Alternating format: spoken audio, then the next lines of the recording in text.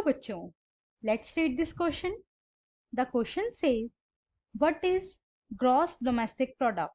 How do we count the various goods and services for calculating gross domestic product? Explain with examples.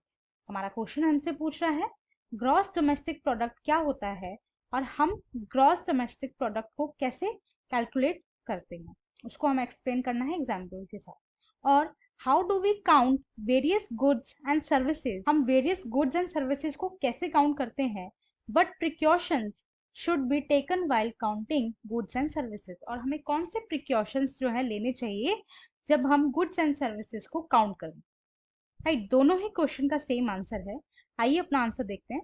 हमारे answer का की concept है the national income is based on the economic activity of a country.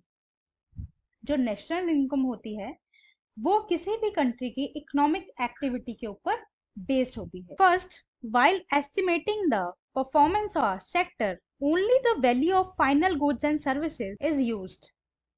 जब भी हम किसी goods या services का एस्टिमेट निकालते हैं, उसको वैल्यू ऐड करते हैं, तो हम हमेशा जो फाइनल प्रोडक्ट है उसका काउंट करते हैं, ना कि all over. This is for avoiding double counting, जिससे क्या है डबल काउंटिंग अवॉइड की जाती है. Second, the counting of the value of a product more than one is called as double counting.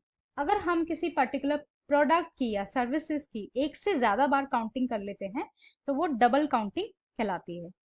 For example, a farmer produces 1 ton of wheat and sell it for 100 rupees to flour mill. एक farmer ने 1 ton wheat produce किया और उसने उस wheat को 100 rupees में एक flower मिल के पास बेच दिया. ठीक है, जिसे आटा चक्की भी कहते हैं. आटा चक्की वाले के पास उसने बेच दिया उस गेहूं को. As far as the farmer is concern, the sale of wheat is a final sale for him. Farmer के लिए जो व्हीट की फाइनल सेल थी वो उसके लिए फाइनल सेल कंसीडर की जाएगी. But the purchase of wheat by the flour mill is an intermediate goods. लेकिन जो फ्लोर मिल के मालिक ने उससे जो व्हीट परचेज किए हैं वो उसका फाइनल गुड नहीं है, वो उसका एक इंटरमीडिएट गुड है.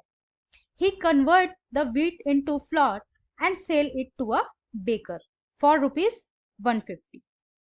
फ्लावर मिल वाले ने क्या करा, उस व्हीट को कन्वर्ट किया फ्लावर में, यानी गेहूं को आटे में बदला, फिर उसको एक बेकर के पास, बेकरी वाले के पास 150 रुपीज में सेल कर दिया.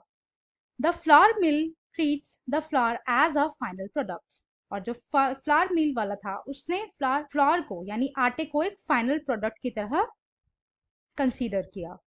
But for baker it is an intermediate goods. लेकिन जो बेकर था जिसने खरीदा था आटे को, वो उसके लिए एक इंटरमीडिएट गुड है.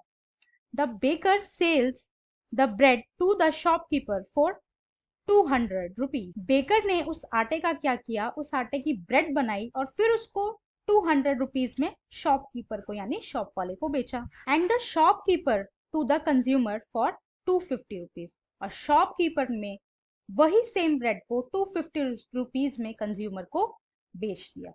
राइट, ये पूरा एक प्रोसेस था एक सिंगल प्रोडक्ट का. So value of output, output क्या निकलता है. फार्मर ने 100 रुपीज का फ्लावर मिल को बेचा, फ्लावर मिल वाले ने 150 रुपीज का बेकर को बेचा, बेकर ने 200 रुपीज का शॉपकीपर को बेचा और लास्ट में शॉपकीपर ने 250 रुपीज का कंज्यूमर को बेचा. अगर हम इन सब का टोटल करेंगे तो वो आएगा 700. ठीक है, क्या निकला, टोटल वैल्यू हमारी 700. But so while calculating the national income, only the value of final output यानी 250 रुपीज इंक्लूडेड, नॉट ₹700. लेकिन जब हम जीडीपी काउंट करेंगे यानी ग्रॉस डोमेस्टिक प्रोडक्ट को काउंट करेंगे तब 700 को नहीं कंसिडर करेंगे, हम करेंगे 250 को, जो 250 रुपीज को जो कंज्यूमर ने परचेज किया है. ठीक है, उसको हम जीडीपी में कंसीडर करेंगे. अगर हम सभी को कंसीडर करने लगे तो इससे एक प्रोडक्ट जो है बार बार काउंट किया जाएगा, जिससे डबल काउंटिंग हो जाएगी और जो करेक्ट वैल्यू नहीं निकल पाएगी, right? So I hope you understood. Thank you and best of luck.